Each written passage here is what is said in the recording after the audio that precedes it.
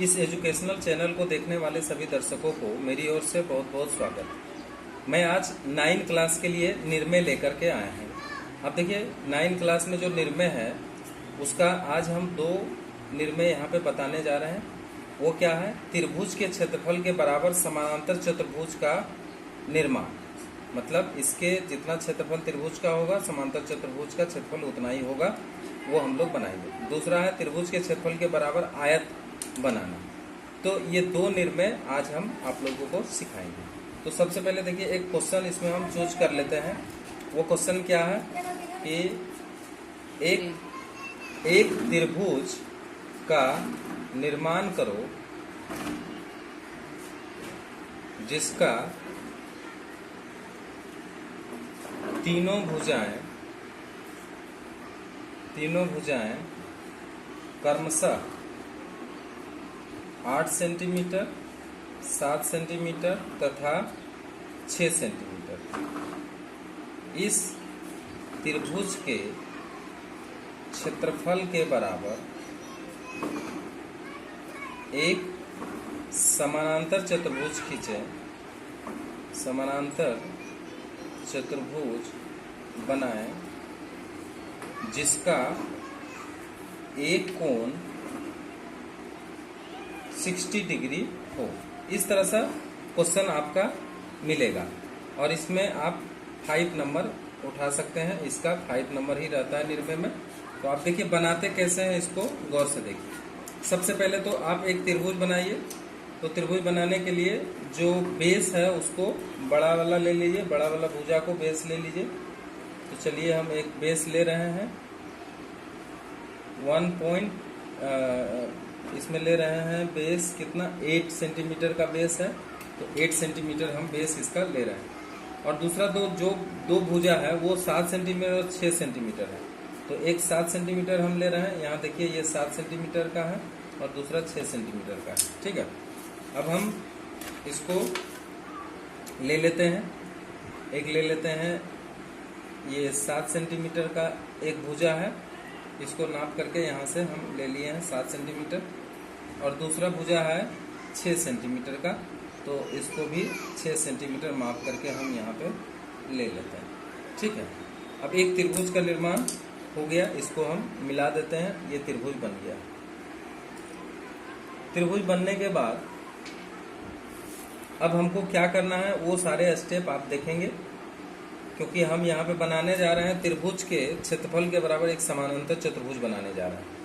तो मान लीजिए कि ABC आपका एक त्रिभुज बन गया है जिसका ये 8 सेंटीमीटर हुआ, ये 7 सेंटीमीटर हुआ, ये 6 सेंटीमीटर हुआ।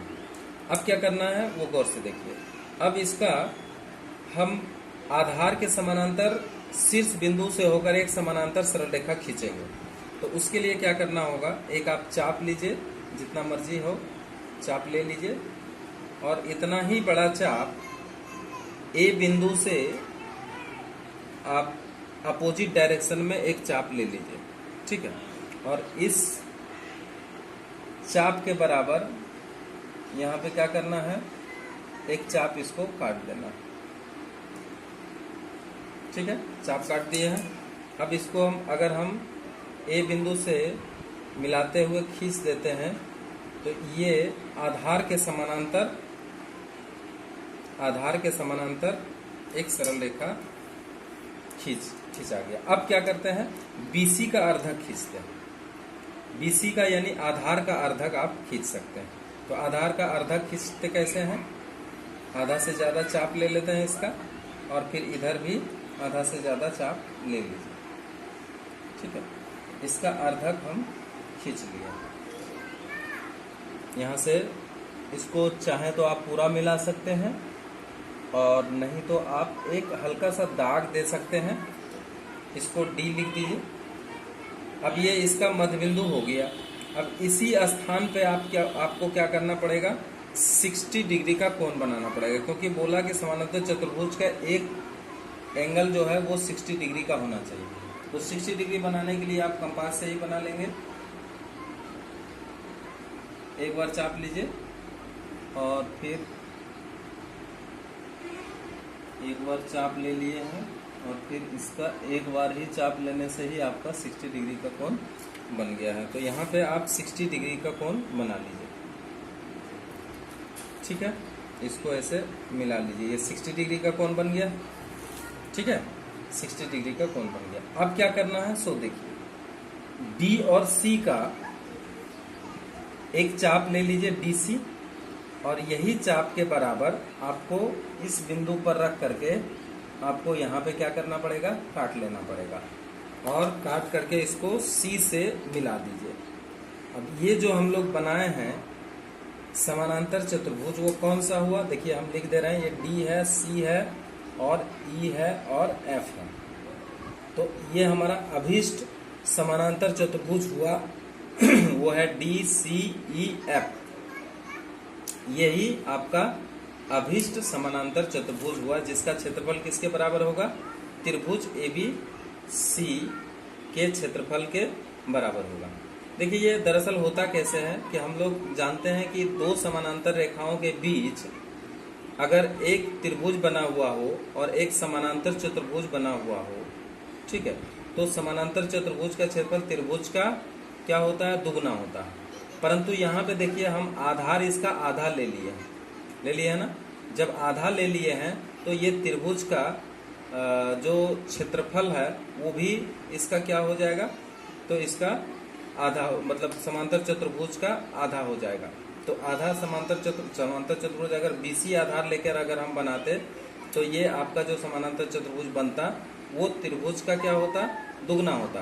परंतु जब इसका आधार आधा कर दिए हैं तो इसका क्षेत्रफल त्रिभुज के क्षेत्रफल के ही बराबर हो जाता है। इस तरह से ये साबित हो जाता है कि त्रिभुज का क्षेत्रफल समांतर चतुर्भुज के क्षेत्रफल के बराबर हो गया। तो अब एक यहाँ पे लिख देना पड़ेगा कि DCEF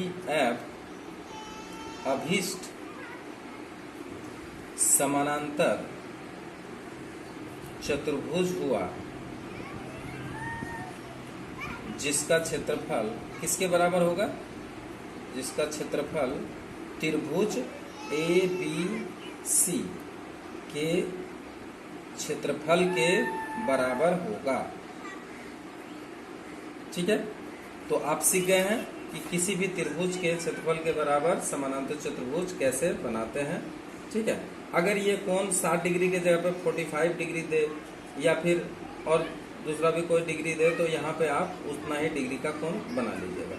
अब चले आइए दूसरा जो इसी से संबंधित है कि त्रिभुज के क्षेत्रफल के बराबर एक आयत बनाइए। तो हम थोड़ा सा त्रिभुज को चेंज कर देते हैं। एक त्रिभुज का रचना करो जिसका दो भुजाएं क्रमशः 8 सेंटीमीटर एवं 7 सेंटीमीटर हो तथा इनके बीच का कोण, इसका थोड़ा सा त्रिभुज का अलग दे रहे हैं, इनके बीच का कोण 60 डिग्री हो, ठीक है। इस त्रिभुज के क्षेत्रफल के बराबर एक आयत की रचना करो। तो देखिए ये इससे भी ज्यादा इजी है, आयत का रचना हम कैसे करते हैं। तो देखिए सबसे पहले तो आप त्रिभुज बनाइए। तो जो सबसे बड़ी भुजा है उसको ले लीजिए। सबसे बड़ी भुजा यहाँ भी 8 सेंटीमीटर ही लिए हैं, तो इसलिए 8 सेंटीमीटर यहाँ पे हम ले लेते हैं। सबसे बड़ी भुजा 8 सेंटीमीटर ले लिए हैं और 7 सेंटीमीटर का दूसरा भुजा लेने के लिए कहा गया। तो फिलहाल अभी 7 सेंटीमीटर रहने दीजिए। यहाँ पे उसके बीच का कोण 60 डिग्री बोला है, इसलिए यहाँ पे पहले 60 डिग्री का कोण बना लीजिए। तो चलिए हम 60 डिग्री का कोण बना ले रहे हैं। ये आपका 60 डिग्री का कोण हो गया है। इसको आप मिला दीजिए, इधर से इधर मिला दीजिए इसको।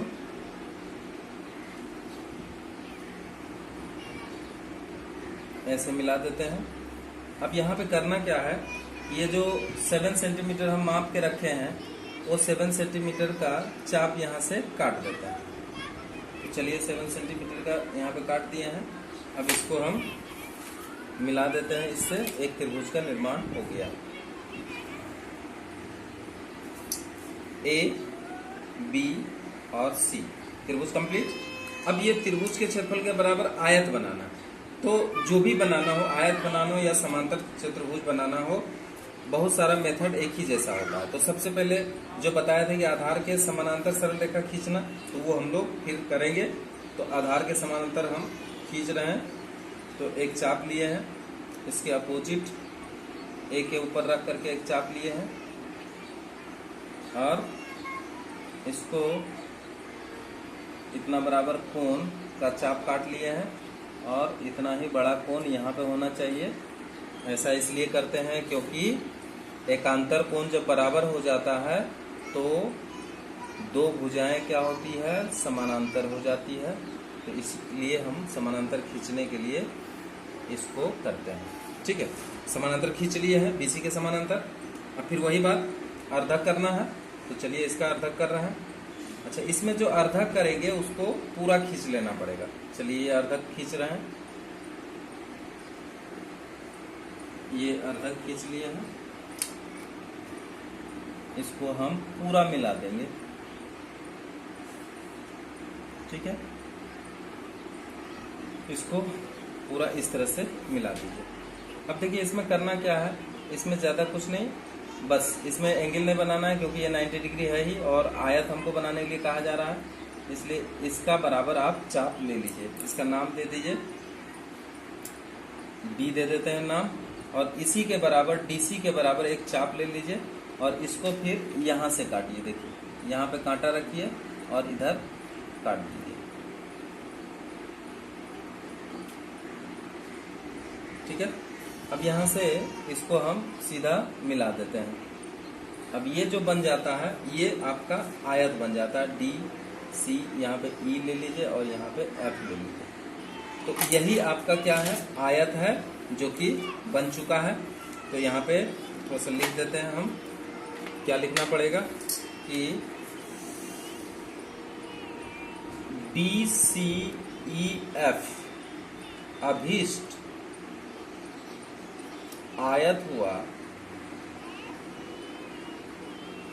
जिसका क्षेत्रफल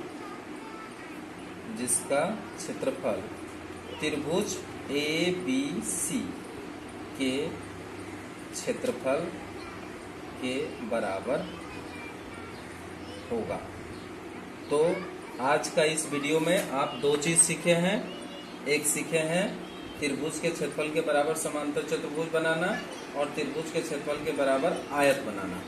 इसके साथ ही नेक्स्ट वीडियो में हम आप लोगों को सिखाएंगे कि किसी चतुर्भुज के क्षेत्रफल के बराबर त्रिभुज का निर्माण हम कैसे करते हैं।